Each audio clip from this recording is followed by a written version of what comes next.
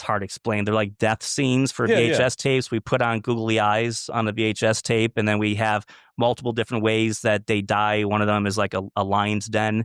So we're lowering a tape into a lion's den. And of course, I'm editing it. So you see the line and the tape. And then my friend Evan, we have one where he's a samurai and he's chopping the tape in half. And it has a very Kill Bill kind of quality to it. So just like there's original content throughout the evening as well. So that's part of that. What makes a difference. We have our own camera and we do our own filming. You don't know how amazing you are. You might not see it in the mirror, but ooh, it's never been clearer to me. Welcome to the Act Out Podcast. I'm your host, Adam Tomlin. Before we begin, I need you to like, to subscribe, leave a 5-star review. The absolute best way to get this message across is to share it. So share it with your friends, your family, and actually, in lieu of any candy you may want to give out for Halloween, send this out instead. I promise you it's just as good. And maybe even more healthy, arguably. Today's episode comes from Atlanta, Georgia. And we talk with the co-host of VHS Deathmatch, Kristopher Bolz. Kris and I talked about a lot of things. We realized that I can't even pronounce remotely basic names of towns in Wisconsin. We also learned that Kris may have been a bad neighbor, but an awesome party host. And I'm sure many of stand-up comics got their start right in the living room. You're going to have a great time going along the journey with me from Kris's couch all the way to the Earl today at VHS Deathmatch. If you happen to see a VHS tape get disemboweled, you'll have me to thank. I'm really sorry, tape. Will you please still roll? Kris, or do you prefer Kristopher? Oh, Kris is great. Well, I appreciate you coming on. Oh, man. dude, thank you for having me on. I really appreciate it. So, are you from Atlanta? No, from Chicago originally, and moved around a little bit. I used to work in radio broadcasting, so I kind of traveled with that. Moved to Las Vegas and Wisconsin, Waukesha, Wisconsin, shout out. But I came here from Orlando, Florida. I spent some time there. Not a whole lot was happening at the moment for the 2 years that I was there. I was just kind of just wasting time. Yeah. Nothing crazy. So some friends, they said, why don't you come out to Atlanta? I think you might like it. There's a lot of things going on, job opportunities, So I did it. I drove off and that was it. That was probably over 12 years ago. And at the time, I just had that flexibility to where I can just pick up and, throw my things in a car and drive off. And yeah, it's been great since then. I definitely can understand the radio. You have that radio voice that I am appreciate it. Very jealous of right now, you know. So I know this is going to have the best sound quality ever, and it's not going to be anything that I do whatsoever. Well, I truly appreciate it. Yeah, radio was a lot of fun. I definitely something that I wouldn't want to revisit, but certainly during the time that I did it, it was great. A lot of fun just to kind of meet people, and of course getting free comps, free CDs at the time, and all that stuff. So it seems like you got to travel to a few places before Atlanta. Yeah. What was your favorite area that you went to? Obviously, Waukesha. Oh yeah, Waukesha, Wisconsin. That was fine. Wisconsin was great. Honestly, I didn't travel that much, but when I living in Las Vegas, I believe I wouldn't say it was my favorite living situation, but I will say that turning 21. And moving to Las Vegas and working at a radio station, Kiss FM at the time, it was kind of mind-blowing just coming from the Midwest, and now I'm in Vegas. And so I was caught up in all the lights and all that stuff. And yeah, after a while, I think living there, I think the fun kind of goes down a little bit, and you feel like you're living in a dome, like a snow dome, like a globe, where it's just kind of like this. I think there is a giant globe there now, ironically. So I think there is. But you asked me what city I liked the most. I would say Vegas. I wouldn't say I liked it the most, but in comparison to the few places I've gone to, then we'll go with Vegas. Yeah. So I've never been to Vegas. I went to Biloxi one time for a bachelor party, and I think I had $200, which at the time may as well have been $200 million. Yeah. Me, and I lost that in 20 minutes. Oh, yeah. And so it's heartbreaking. Yeah. I never got like that dopamine hit with a win or anything. So like gambling just never really appealed to me. Same here. I didn't gamble that often when I lived there. I didn't really care for it. But when I did, it was like the penny slot machines.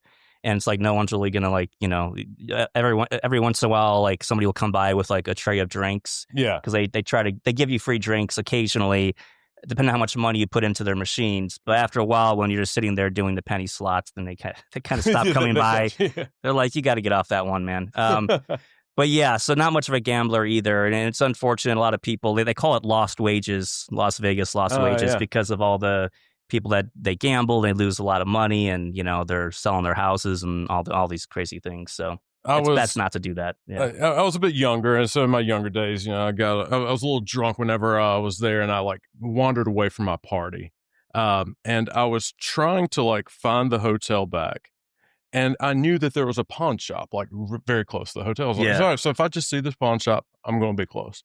But the thing is, I saw so many different pawn shops going down, and it like finally hit me why there were the number of pawn shops at the door. And I got so bummed out. I was like, just get me out of the city. This is all. That's depressing. Yeah, definitely. What's been your favorite city? Okay, so I grew up in Cartersville, Georgia. Okay. So land of the Purple Hurricanes. I'm sure you've heard of. Yeah. And that was a like very like small rural town. Okay. And then I moved to Atlanta, which was the greatest thing ever for me for college. Yeah.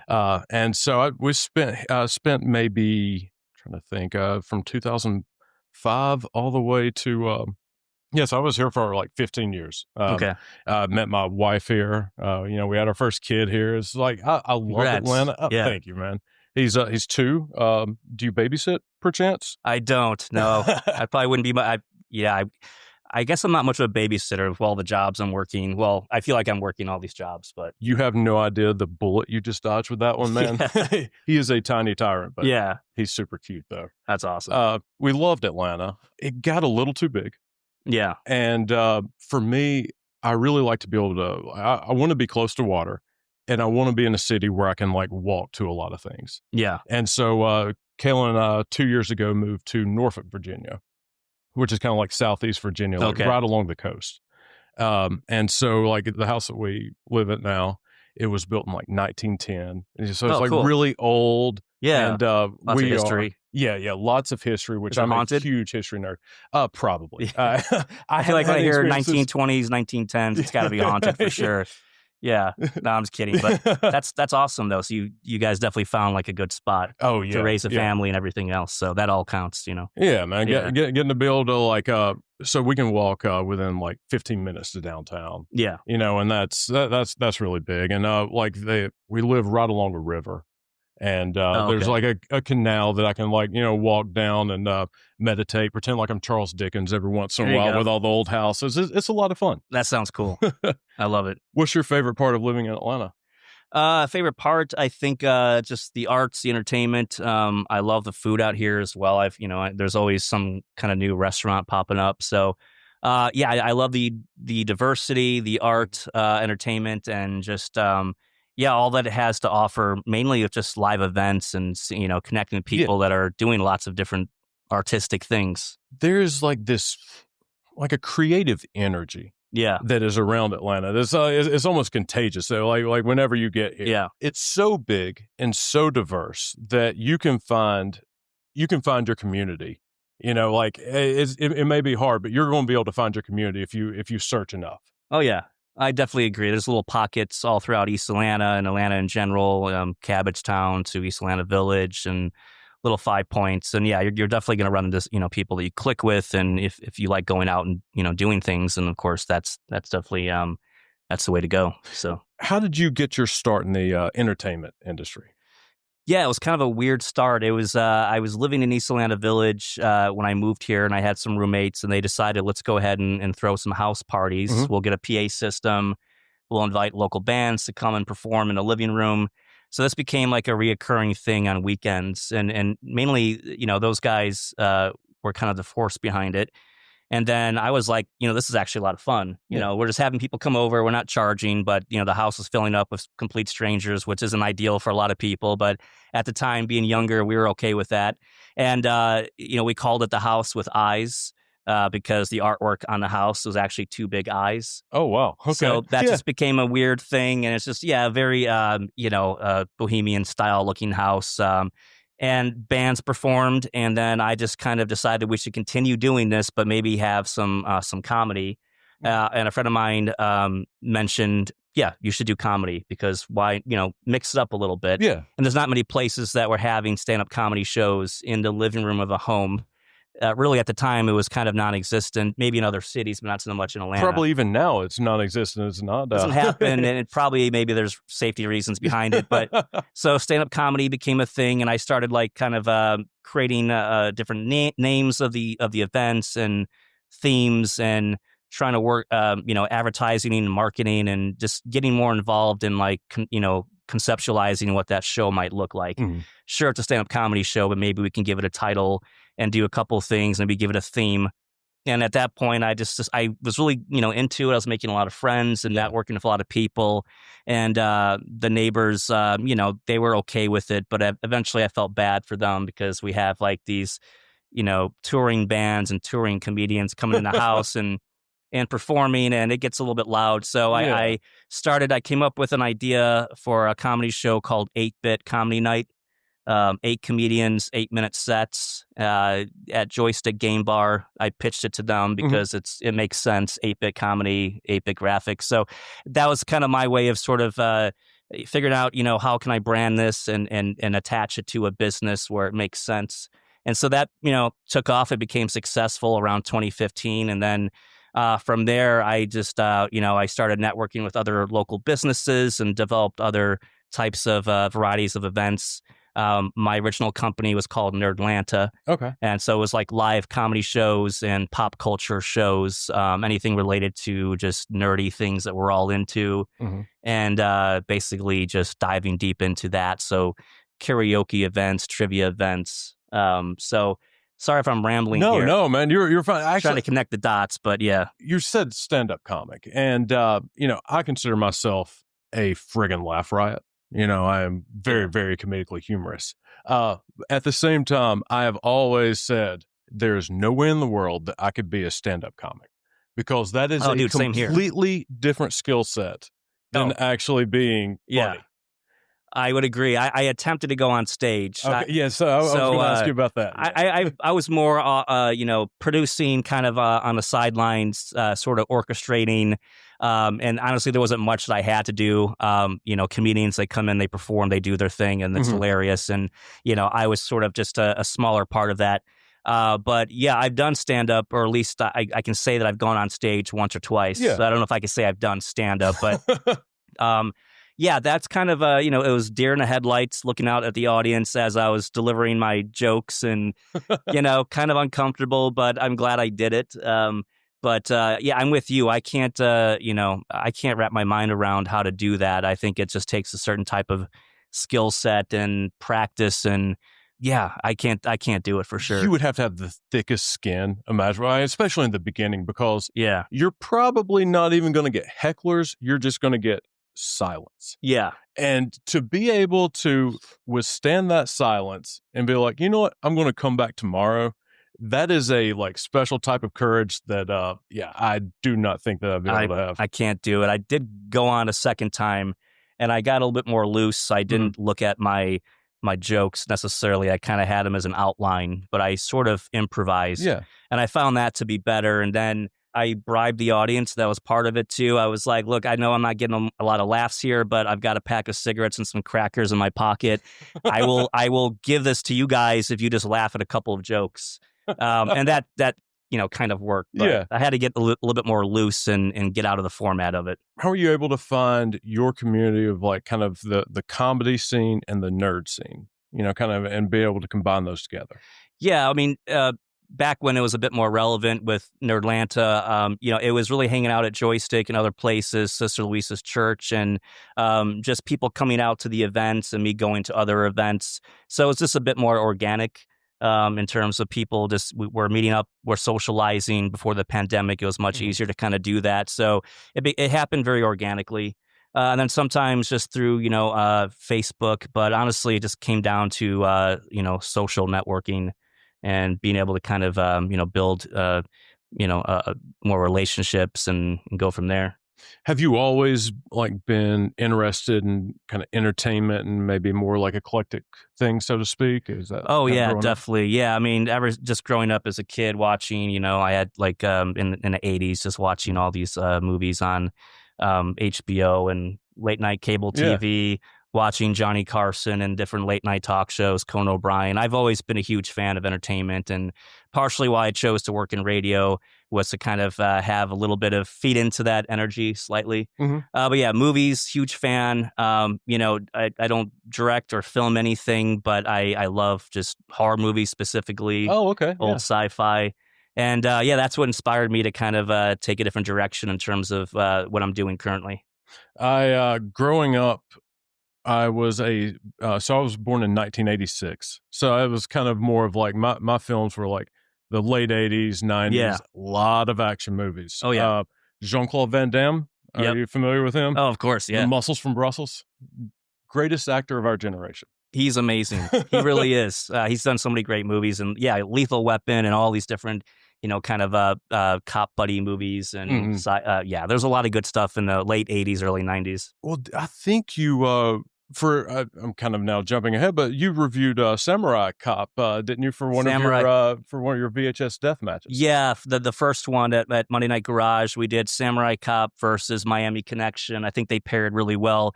Yeah, Samurai Cop is a blast. I came to that maybe 8 years ago. I know it's been around for a while, but I came into it a little bit late, and I'm like, this movie's hilarious. The dialogue is just like, what are we doing here? This is crazy. Yeah.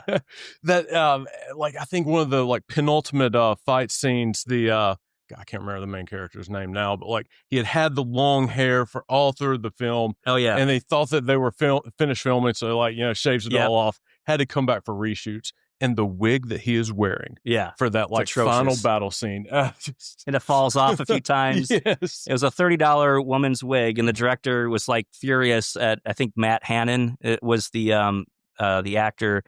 I think Matt was his name in the movie as well. But yeah, I remember that. That was a great showdown. No, there's a couple really good, seriously good fighting sequences. Yeah. Amongst the crazy dialogue and just the unreal, surreal things that are happening. It was actually shot pretty well, considering, Yeah. What do you think it is about those almost so bad it's good type thing that gets people to watch and to be so entertained? Yeah, I think it's great when you're with friends. I think watching movies, I love going to movies. I'm going to go see a movie later on tonight. I love that experience of being in a theater or at least on a couch with friends, and we can all laugh together at something so ridiculous like The Room or Trolls 2.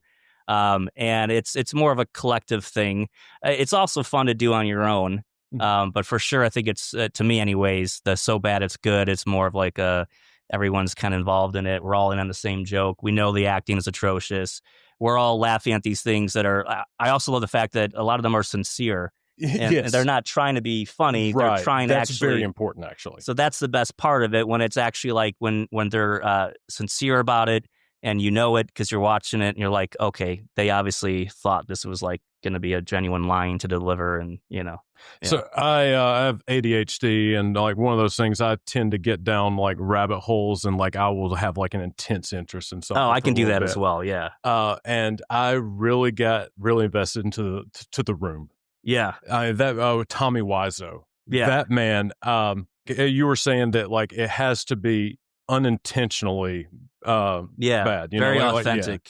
And that's the thing with him. Whenever Tommy Wiseau was writing The Room, he thought he was the next Tennessee Williams. Yeah. And after that, we went, Kayla and I went to go see that movie.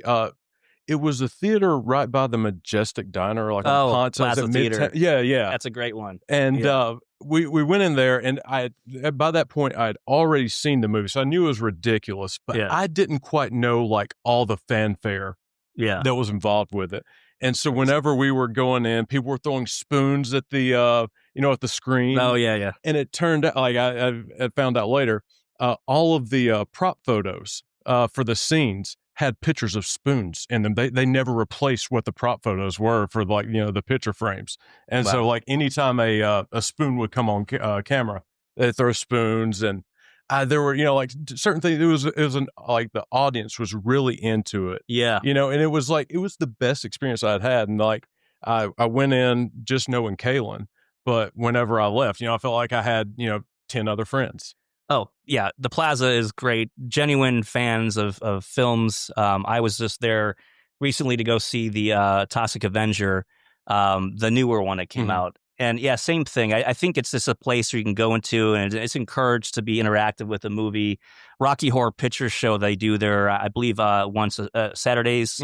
It's the same kind of thing where it's interactive and, throwing things at the screen and whatever it is, everyone's involved, and that's a great experience. So I'm glad you got to do that. I definitely got to go back there again. They have a lot of great events there. So it seems like you're able to kind of bring a little bit of that to your shows now, currently. Yeah, hoping for some more interaction. VHS Deathmatch is a new concept. How did you come up with it? Really just thinking about the fact that I used to sit around and watch, these movies, these low budget kind of direct-to-video movies with friends, and we would laugh and have a good time, drink beer, order pizza, and do this on a regular basis. And I thought, maybe we can take that out of the living room and bring it into a venue. I feel like there's a lot of places that would vibe with that pretty well. I think it might, connect with some people. Just the idea of, here's a comedy show, but it's also a movie night, but it's also commentary, and it's kind of like a podcast all rolled into one. Yeah. And it's also a competition, and we're being very literal about the death match portion of it. And so the live show, it is like a death match. We have like boxing, like the ringing bell sound effects, and we want the audience to vote. So that's not the entire movie. We chop them down. We edit 2 movies down to maybe 15, 20 minutes, but we keep the cohesive nature of it. You can kind of, it's chronological order. You can see what's happening and kind of get an idea what the story is. But long story short, that's the general concept. And there's some other influences in there as well, but mainly it was just coming from having these nights myself with other friends and figuring that could be potentially a good idea for a live event, and let's see where we go with it. Whenever I was growing up, I would, sit around like drinking with my friends, and we would come up with some amazing ideas. These were $1 billion ideas. I'm just sure of it.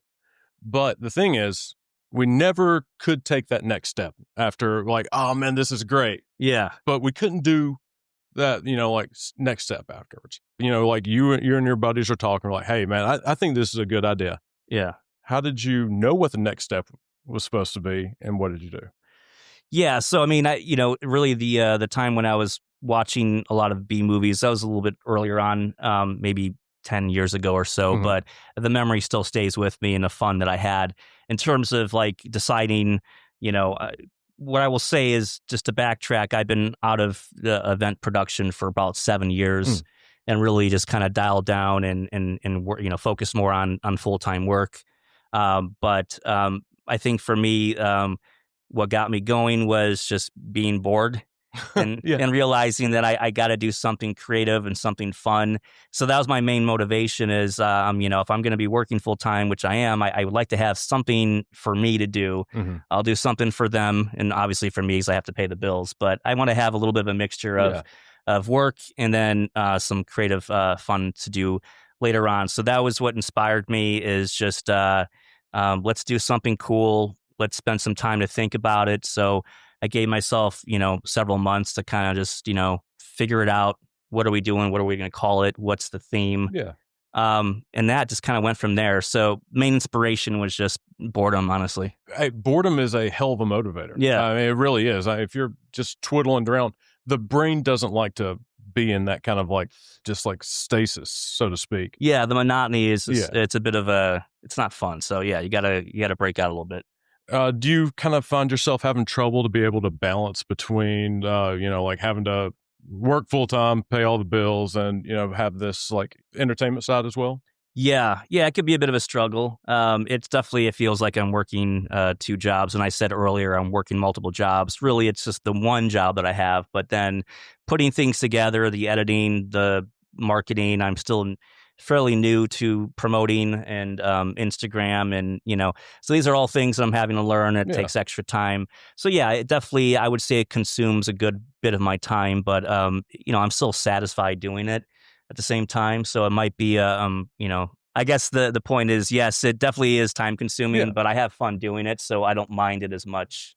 Yeah, so it's kind of easier to have that like work-life balance, or the work-work balance, so to speak, because this isn't so much work. It's doing something that you're really passionate about, and it kind of brings a sense of purpose to you. Yeah, so I don't mind it so much. Yeah. Well, it's good. So you have family here too, and like all my family. Well, you're from here originally, so that makes sense. Yeah, and that's cool. So then you're doing more interviews, and then family in town as well, and awesome set too, by the way. Thank you so much, man. Yeah, that's like really cool. Whenever like I got to like watch her do this and like to see her like like thought process and stuff, like I love watching people do stuff that they like really enjoy doing. Like you can there like comes a time when like you can just tell where they are so at one with what they are doing that they're not paying attention to anything else at all except for like the you get tunnel vision. I love following people that are creative and passionate. Like what you guys are doing is amazing, and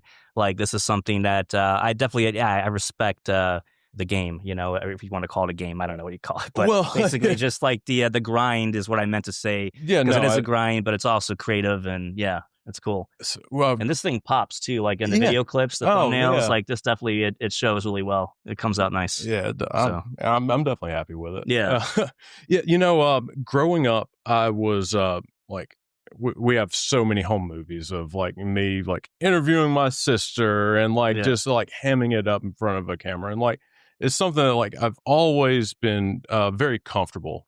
Like in front of a camera trying to perform.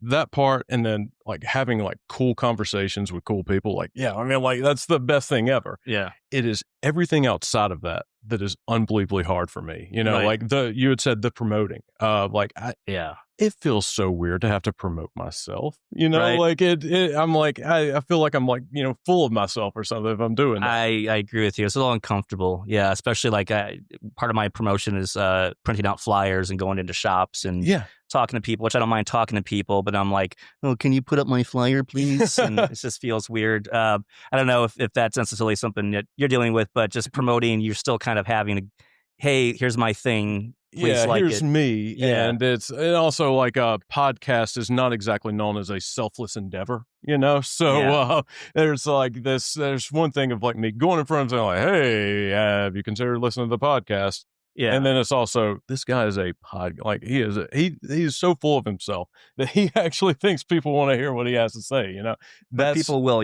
Finding the audience is all that it comes down to. And I guess that's where I'm still kind of like trying to figure out how that works. But, what's been the hardest part for you? I think, the promotion, the marketing, not really knowing a whole lot about it. I know how to edit videos, and, I know how to do certain things on Instagram where I can promote, but then I'm just, I'm like, okay, so I've got the flyers, I print them out, I go around town, I put them up, and I do the videos, but I'm like, well, what else am I missing here? And it's still fairly new, so I haven't had much time to evaluate maybe where I need to work on some things, but I do find the hardest part is the promoting of it and trying to understand how I want the brand to come out to people and that sort of thing.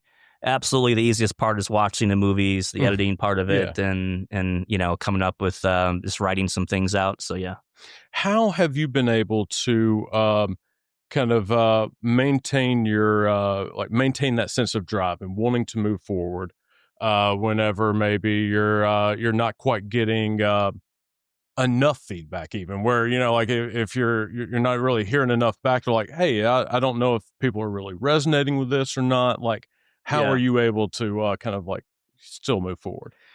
I would say it's still early on in the stages, so there hasn't been much. Like I get comments, and people that I know are saying, "Hey, that's pretty cool. I like what you're doing." But there's not much traction yet to really gauge completely what the feedback is. My co-host Lauren Blair, she's been involved, since the last couple months. We've been, working back and forth on preparing for the show.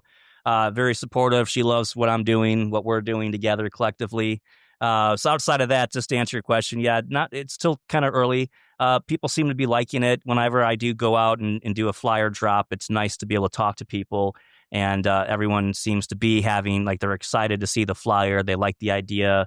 It's different. There's nothing else really that I can tell that's similar to this in Atlanta. So it is kind of a fresh thing that I believe people are connecting with on that level anyways. It seems like you have a vision that you feel confident in, for the show. Is that kind of like that sense of confidence? Is that something that you were just naturally, like, thanks to your DNA, you were born with it? Or is that something that you had to develop over time? Yeah, I honestly, I feel like I've had it for quite some time. I mean, not to sound like arrogant. No, it's yeah, no, I've always, back in the day, I went to school for radio broadcasting, and so I was a producer for a few different radio shows on college radio, and I was able to, like, book guests, and I was always just I was always being proactive, productive, and doing something, and I've always enjoyed just kind of piecing things together and figuring out how to make things work, and naturally just had the initiative to do something. Didn't really have to, like, have my hand held. I have a passion for several things, and if I really want to go out there and go after something, then I can, it takes some time, but I can get around to it. Yeah. Once you have that drive, or once you have the idea, you're willing to take the lumps, like, make a couple of mistakes along the way. It seems like you just, like, hey, I'm going to learn from this, and I'm going to be able to move forward. Oh yeah, I've made a lot of mistakes, and you definitely have to. Yeah, I made a good amount of mistakes, and that's okay. I think, to make mistakes, as long as you learn from it and you don't continue to make the same mistakes.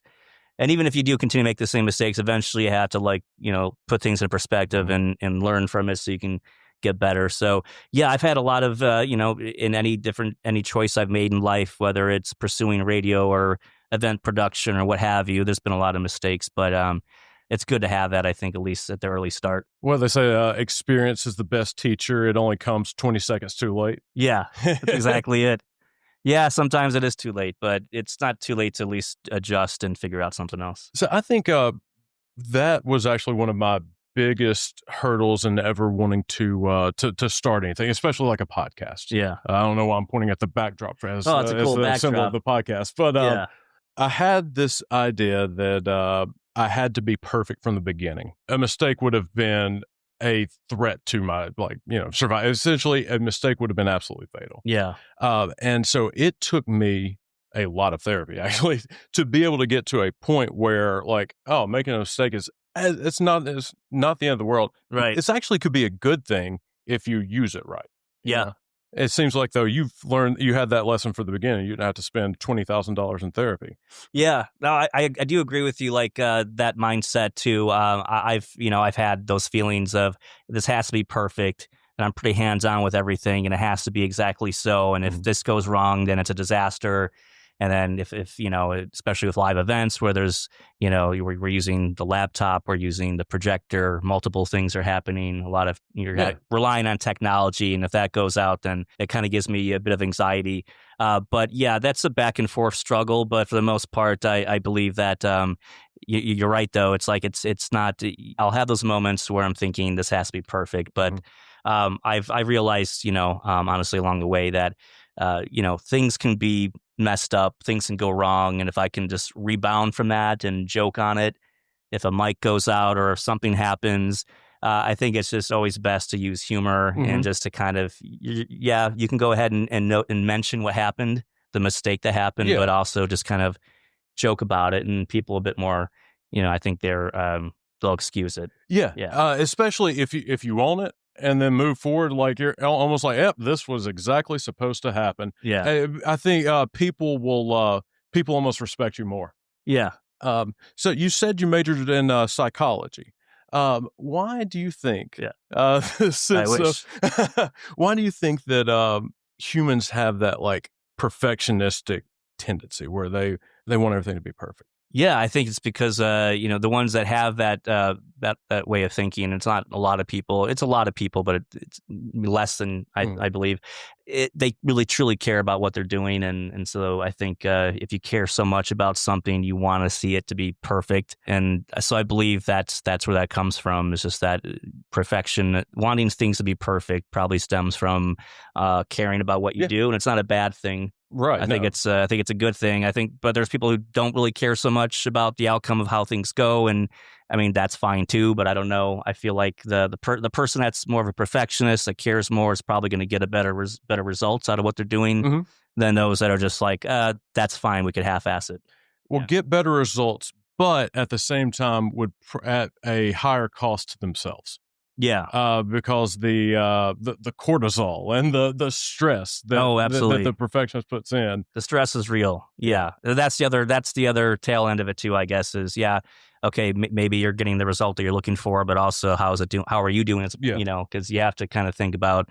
We have to think about ourselves for a second and do like a little mental health check, which it's very needed sometimes when you're you have tunnel vision. You're focused on your creative efforts, but then you get a little carried away with that. Yeah. No, that's actually something that I kind of realized with myself, like in the beginning, where I was making decisions and I was like, wait, is this actually best for me? Yeah. Or am I making this decision because I think it's best for the podcast? Right. And it was very difficult to kind of like differentiate those two for a bit. It's a battle for a little bit because it's like you kind of want to do what's best for the podcast, or I want to do what's best for this live event, and then I'm like, oh, but I got to check in with myself and see how am I doing because I got to work the next day. Should I be up until 4:00 in the morning editing videos when I have to go to work at 9:00? Probably not. I think for me, I've tried to change that from being perfect. The goal isn't to be perfect. The goal is to progress. Yeah, and that's kind of like how I'm able to still have a sense of drive because like that. I have a goal and it's a lofty one. So I'm going to have to work hard to achieve it. I don't know how people like that you're saying that like don't really like couldn't care less about the results. I don't understand how someone like that would be able to, succeed. So for me, being able to change that goal from perfection to progress, I think was kind of big. That's a good perspective to have. It's maybe not how much I can do right now, but how much can I do in the next couple months, kind of like, just sort of progress. That's a really positive way to look at it. And honestly, I was just trying to show off. Yeah. I love it. That's good advice though. It's nice perspective to have is, because I sometimes get lost in everything and I'm like, well, how much can I do today? I've got X amount of hours in one day. Like I said, staying up till 4:00 in the morning to edit videos is not the smartest thing to do. So yeah, one step at a time, I think. What do you, so you said you have an actual job that has to pay the bills. What do you do? Sales, remote. I work from home. I sell software. I cold call people and they hang up on me and then I call them back and I say, hey, I think you really want to buy this thing. Let's talk. So it's, So you handle rejection for a living. I handle rejection for a living. I've gotten pretty good at it, honestly. But, it pays the bills. And I do enjoy talking to people. So I don't mean for it to sound that bad. But, yeah, certainly it is a job and it's a grind. But, yeah, I do that. And then, clock out. I take a nap. And then I get back to working on. And it's not like what I do is a 24/7 thing. Yeah. But when I have an event coming up, then certainly it'll be a little bit more time consuming. So I knock out a couple hours after work and go from there. We were talking about how a stand-up comic would be a difficult job. Someone that has to do cold call sales is just about as difficult as trying to be a stand-up comic. Yeah, well, I think I have a lot of high respect for comedians and the work that goes into what they do. And there's probably I have a high respect for the cold call salesman as well. It is a tough grind. I feel like it's gotten it's second nature to me now that I've been doing it for 4 years now. So I would say I don't love doing it. But it's the best way to get into a conversation of somebody. And as long as I pull it off where it's natural and I'm not sounding like a salesperson, that's been my thing. From the very beginning, I had to work on, my tone and how I say things and not sound like a morning radio show host or something, like sound like a genuine person, like we're hanging out as we are now or at a bar. And that's kind of my approach to calling up CEOs of companies and C-level people. Just, I even say, hey, dude, like I just, it's just very natural to me. Most of them don't seem to mind it, but I've only had one person who was like, my name isn't Dude. You not call me Dude? Yeah, okay, like, fair enough. All right, Jackass, sorry, Mark. Okay. Yeah. Whatever, Kristopher. Yeah. I don't talk like that all the time, but I guess the point is, I don't know, I just kind of go into that direction there with how I go about the calls, but I like talking to people, so it works out. It seems like in order to be successful, you have to be yourself. In that kind of sales role. Yeah, I think just being authentic is a great way to go about most things. At least try to be, and it can be hard sometimes. But How do you think that is? That it's hard to be authentic. I think that there's fear of maybe you're going to say something silly, or you might do the wrong thing, or you might offend somebody. I think there's a little bit of that. But I don't know how. Maybe there's more to it than what I'm thinking. But yeah, authentic, I just feel like, obviously that's the best approach, but maybe it's not, always, I don't know. It's hard to say. High risk, high reward. Yeah. So I think that for me, I knew from the beginning, in order to be successful at podcasting, I was going to have to be myself. Yeah. At the same time now, if this doesn't succeed, that was me, that was my genuine self failing. And I mean that would hurt, And I think that a lot of times inauthenticity is a protection mechanism from some type of rejection or hurt that was to come. Yeah, I think you're right. It's that. It's a little bit of fear, and then you don't really progress or do anything. Like at least you're doing this. You're actually making it happen. And so, maybe I majored in psychology. Yeah. I mean, but it's working, and it's like, it's great to, there's a risk, of course, in your ego and your self-esteem and how you feel about yourself. And it can certainly not feel great if something that you've put, yourself into, and you've been 100% yourself, and it fails, or I guess fails. I mean, there's really no, but yeah, I could see how that would be. And I've had those steps before where I've done things and I'm like, oh, this isn't working out so well. And I kind of put a little bit of my effort into what I'm doing. And so, yeah. Well, then let's go on the reverse end. What has been an instance where you have put yourself into something and you got to be authentically yourself and you got to see it succeed? Oh, where it did succeed? Yeah. I would say, honestly, the events have been fairly successful.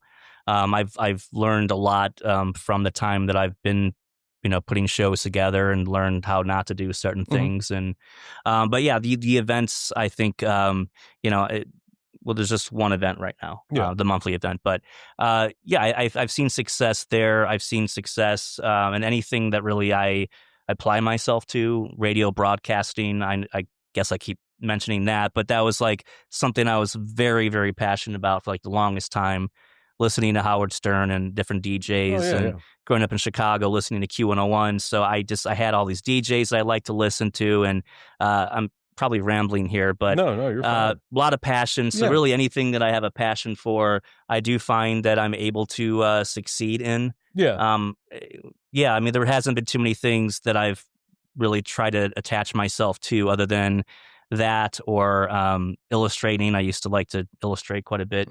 I didn't really pursue that. So maybe that's one example. That was just a success without even having to try, I guess. One example of something that I was passionate about, illustrating, drawing, and I wanted to be a comic book illustrator at one point. And then I just got distracted with something else. So that was just mainly just being a kid, and you finding different things that you like and don't like. And not sure where I was going with that story. No, well, but, what I think is very interesting with what you just said, and it was kind of like an epiphany for me, endeavors where you've succeeded. One of the first things you were talking about were, oh man, I made so many mistakes here. I'm doing this and this and this. Yeah. But the mistakes didn't stop you. If I were doing that, I made the mistake. Oh, that mistake's a failure. I failed. You don't see that mistake as a failure. It's a learning opportunity, and you get to move forward. So, you are defining success and failure in your own way there. In that case, I think that's definitely, pretty much. You just have to adapt to what's going on. I don't want to give up on it. Some things I'm sure I've given up on a few things. So, but honestly, they're kind of the back of my mind now, and we're long past anything like that. So my main focus is on what I love, what I enjoy doing, my passion, and I'm going to make it work. So if it takes practice and it takes long nights of reading and just understanding, absorbing to get better, watching other people do it, talking to other people that do it better than me, whatever the case is, if someone's doing something better than me and I want to get to where they are, then I'm going to be friends with them. We're going to talk. And yeah. So, have you been able to find a lot of people in the kind of entertainment industry to kind of form a sense of community and kind of like learn from? Yeah, I mean, it's in terms of the events that I'm putting together. Yeah, there's a lot of people, a lot of friends that are currently, they work in comedy or they're producing events and putting things together.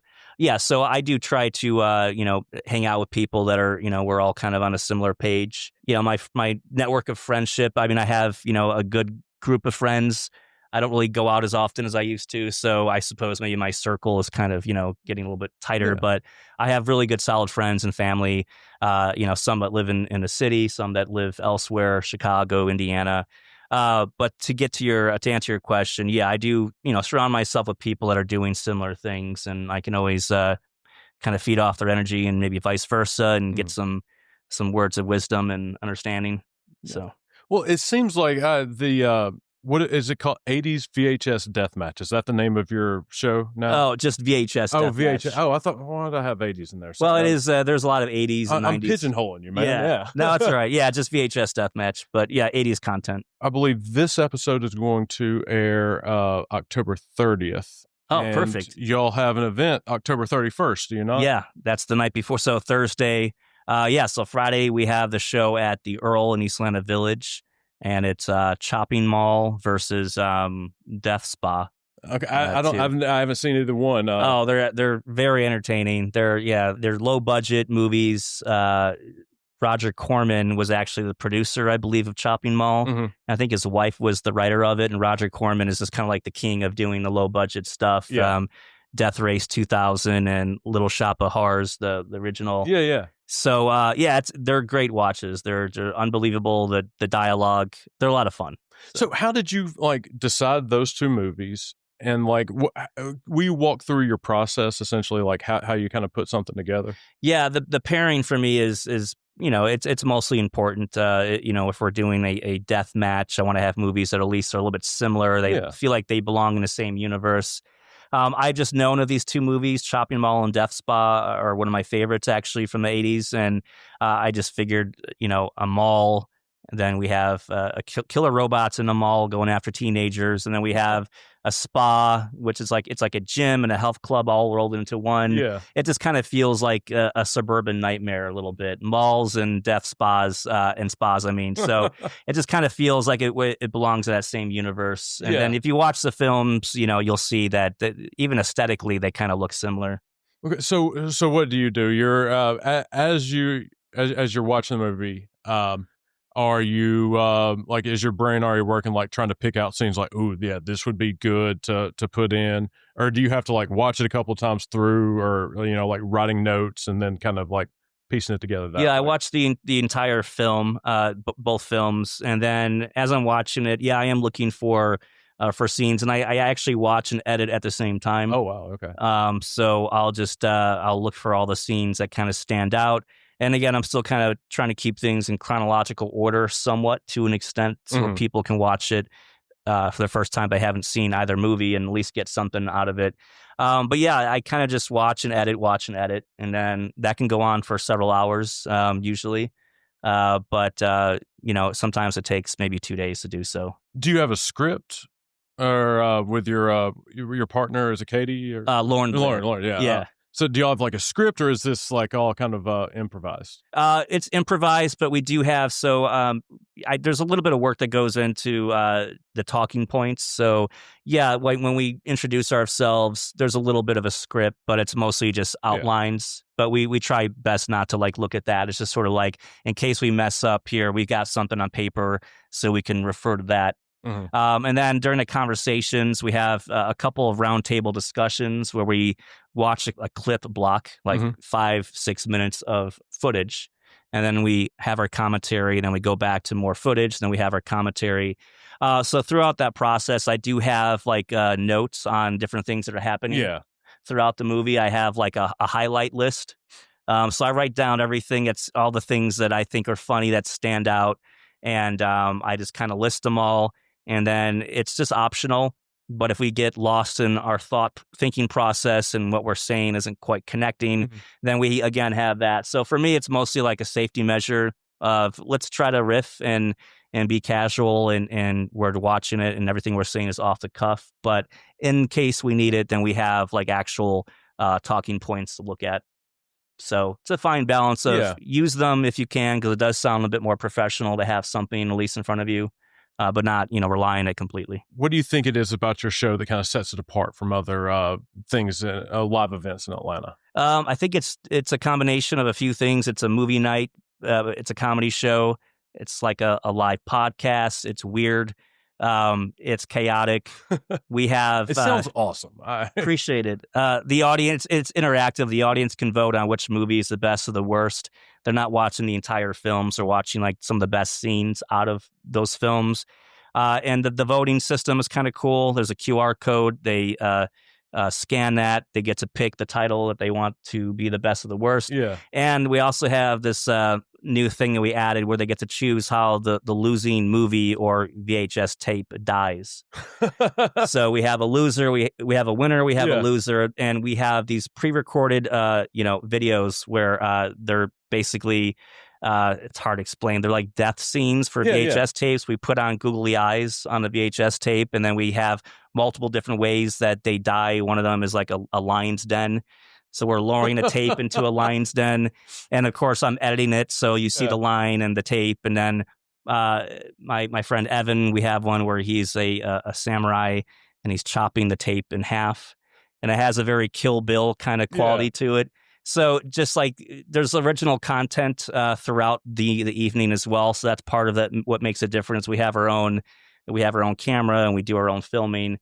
And so, at the end of the night, we show how these different tapes are being executed because they performed so badly with at the event. So, it's super. It's very gimmicky. It's funny. It's meant to be just kind of silly and Well, what does the winner get besides the ability to live to see another day? No awards so far yet. Okay. Yeah. It's just... I do want to... Yeah, they get to win. High stakes, no rewards. Yeah, okay. Exactly. I think I may have to figure out an award system there. But that's pretty much it. So the audience gets to have that, hopefully, the satisfaction of knowing that they chose which movie they consider to be worthy enough to survive the death match, and we go from there. I can imagine it being a friggin' blast coming up with all the different death scenes for the VHS tapes. And it's been a lot of fun, just coming up with different scenarios. One of them, there's one video where I send a tape to hell, and I literally put it in a box, and it's actually quite simple. I put it in a box and put it in a mailbox, and it's being I wrote to hell. But I am taking it very literal, the death match thing, and just the idea of death and VHS tapes, and kind of some of the images and just the marketing all together. I'm trying to kind of like, I guess, make it known that this is a death match, and we're pretty serious, I suppose, about the concept of it. Now, so do you have to? You're saying there's a QR code and that, like, you can vote on the way there. The VHS dies. Do y'all have to film out separately each VHS dying in like multiple different ways because you don't know how the audience is going to vote? Yeah, it's filmed in advance. So we only done like 3 or 4 videos so far. And we film it in advance, and then they get to choose which one. And then we get the votes, and I pick out which video it is. I usually end up just showing all of them because we might as well. Right. Yeah. If you put that much effort into it. Yeah. So I do show them all, but we pick out the one that they've voted for. The last one at Money in the Garage, they voted for the samurai, the slicing of the VHS tape with the samurai sword. Yeah. That one was like a lot of fun to do. So in my head, there's John Belushi and Saturday Night Live, like going down with the katana. Yeah. Like that's kind of how I envision it. Yeah, I can hope that's how it is. I can definitely see that. Yeah, it's similar to that. It's a very Kill Bill kind of vibe, and I had a lot of fun editing that and putting some effects there. So yeah, I've got more ideas, for how we'll execute more VHS tapes. It sounds so weird, but I just feel like visually we kind of have to go there. Yeah. I think that's why I decided to lean in heavy, and it's weird, it's bizarre, but I think that's hopefully people connect with it. If not, then that's fine too. I'll just keep doing it. I mean, I'm a bit grotesque, I guess, but my thing disemboweling. I just take out all the tape. Yeah, the filming, and the tape. The film. Yeah, that's perfect for. I guess that's what you call the film strip. Yeah, that's a perfect visual for. You can kind of that's pretend gore, like it's just the actual tape, but you can kind of pretend it's blood and guts and whatever. I don't know. It's fun. I don't know. It is awesome that you've been able to have your friends and bring them in and be a part of this kind of process and stuff. I don't know, man. I'm really jealous. I mean, I think what you guys are doing is amazing as well, and it's like having friends involved in what you're doing is great, and friends and family. It certainly helps to have that, have feedback. So yeah, I appreciate it. I'm lucky. I feel very fortunate to have the people around me that. Are commenting on what I'm putting out, and they seem to like it. Yeah. So, yeah, that is nice. I mean, either way, I still I feel good about what I'm putting out there, and I'll continue to do it. But having feedback is obviously it's pretty monumental. Yeah. Well, so what's your long-term goal for VHS Deathmatch? Well, I just want to I want to find a permanent residence for it. Mm-hmm.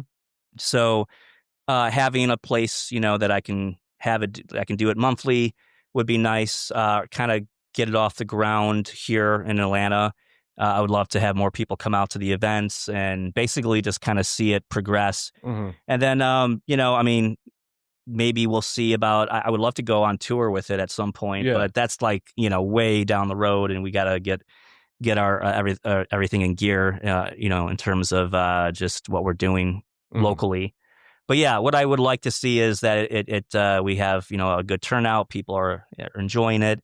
They're coming out to the monthly shows, and then maybe you can do a tour, which would be years down the road probably. But that'd be cool. Sounds good. I'm pulling for you, man. I really. Thank you. Whenever you were explaining the concept of it, it's very unique, and I don't really imagine very many shows being like that. I think that is a pretty good niche. I appreciate that. Yeah, I mean, there's definitely a lot of enthusiasts of VHS tapes, especially. It seems like it's in popularity within the last couple of years. Honestly, tapes have become popular, and obviously we're always going to have fans of movies, especially horror movies, and Atlanta has all that going on. But yeah, I don't think that there's anything quite like this, at least especially the audience interaction with the death match, and you can vote kind of thing. So what do you think it is about nostalgia that it is so catnip for people? That just makes us feel good. I think when life is stressful and we're just getting through the day, it's nice to maybe throw on Short Circuit 2 or whatever the movie is that you might be into. I don't know why I thought of that movie, honestly. I haven't seen it in years, but just watching stuff from the 80s and 90s, it brings us back to a time when maybe life was, at least when you're younger, especially, less responsibilities. You can just, watch this movie and it kind of connects you. It brings you back to that time a little bit. Even with music, I think there's a connection with certain songs, and it kind of takes you in your mind back to a particular time. Mm-hmm. And I believe that's the same for movies and music. And it's just kind of fun. Every time, I told you earlier, I watched Jean-Claude Van Damme growing up. Yeah. Every time I see a Jean-Claude Van Damme movie, I feel like I'm 5 years old. Sitting in the mobile home and trying to air kick the couch cushions. Yeah, I gotta watch. Speaking of Jean-Claude, Bloodsport, I gotta watch that again. God, that's a classic. So, have you ever seen Kickboxer? I have, but it's been a while. Okay, so the bad guy in Kickboxer, is actually also in Bloodsport. Okay, so there's the main bad guy in Bloodsport. His name's Chong Li. Yeah. And he there's a scene where he breaks a guy's leg. Kicks in, the bone comes out. Yeah. The guy whose leg goes up, that is actually Tong Po. Oh, really? Yeah. Okay. Tong Po was there's like the scene in Kickboxer where Tong Po is like hitting this like platform, and it's like basically like crumbling the structure. And that scared the bejesus out of 5-year-old Adam. Oh, yeah. To the point where, like, there's a scene later where, Jean-Claude is, like, challenging him to a fight. He's like, I want Tong Po. I was like, no, you don't, man. Please don't say that, man. Yeah. And I still actually get scared whenever I look at Tong Po to this day. That's the trip. There's some things that definitely stay with you, especially at 5 or 6 and you're watching stuff like that. Yeah, there's certain things. For me, it's... Pet Sematary. I saw that when I was really, really young in the theaters. I shouldn't have been in the theaters at 8 years old or 9 watching Pet Sematary. But I grew up watching horror movies. But, it was like I was fine with a lot of stuff that I saw mostly. But it was one scene with the sister, and she's up in the attic, and it's just kind of creepy and weird. And I don't know. She said something. It just kind of freaked me out. But I just remember that was one... instance where I was like, I can't watch that. Even till this day, when I watch that scene again, it kind of freaks me out. You still feel that? That is so crazy that can still have that kind of sticks with you, power over you. One thing that I didn't really like horror movies growing up. Like I'd be too scared of them, and I was like kind of like reading up on kind of like I guess the history of horror cinema at one point, and it was talking about how a lot of these like 70s and 80s like slasher movies and stuff were actually conservative tales where if you were going it's always the teens that went off and were having sex. They would be the ones that died. Oh yeah. Or the people that were, if you disobeyed your parents, that you were going to die that way. And I never considered them to be morality tales at all until like reading that. I didn't even think about that. I mean, I know there's definitely tropes. There's definitely decisions that are made that are repeated in a lot of movies, like running up a staircase when you should be running out the front door. Yeah. That sort of thing. But yeah, you're absolutely right. You're the black guy, you're definitely dying. Yeah, like there's all kinds of these things that we just know this is going to happen. There's going to be a group of friends. One is a jock, the other's a nerd. And, it's sort of like all these different tropes that they make fun of even in Cabin in the Woods. Came out a while ago. But to your point, though, I didn't really think about that. But you're absolutely right. It's always like if you disobey your parents or you do this, you do that, especially in the late 70s, and something's bound to happen to you. It's not going to be good. Yeah, losing your virginity, worst thing in the world in a horror movie. Yeah, you do not want to do that. Can't do that, or if you're smoking a cigarette, or I don't know. But there's a lot of stuff, mainly in the 80s, I think, where it was just like, okay, don't do all these things, definitely don't kind of feel that sense of need to pass those morality tales on now, especially with the Act Out podcast. Yeah, exactly. we try to be a progressive bunch here. Yeah.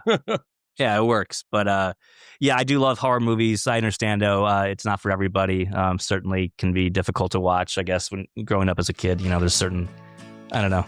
My parents are kind of okay with me doing that sort of thing. But I also think it comes down to parenting. Some parents, probably for the better, don't want their kids watching horror movies. So you're right. It depends on the environment that you grow up in. Yeah. Because I know that there are plenty of families that that is how they kind of that's their family movie night. Yeah. We're going to watch Scream or some kind of horror movie, and it's something that really brings people together. Yeah. It's it's not, just because it's not for me doesn't mean it shouldn't be for anyone else. That's kind of how I. But I will say action films that you watch like Bloodsport and Jean-Claude, those are all great things to watch too. Absolutely, everyone should watch those. Yeah, I highly agree. Yeah. Kris, thank you so much for acting out. Appreciate it. I appreciate it. Thank you so much. Yeah. Thank you.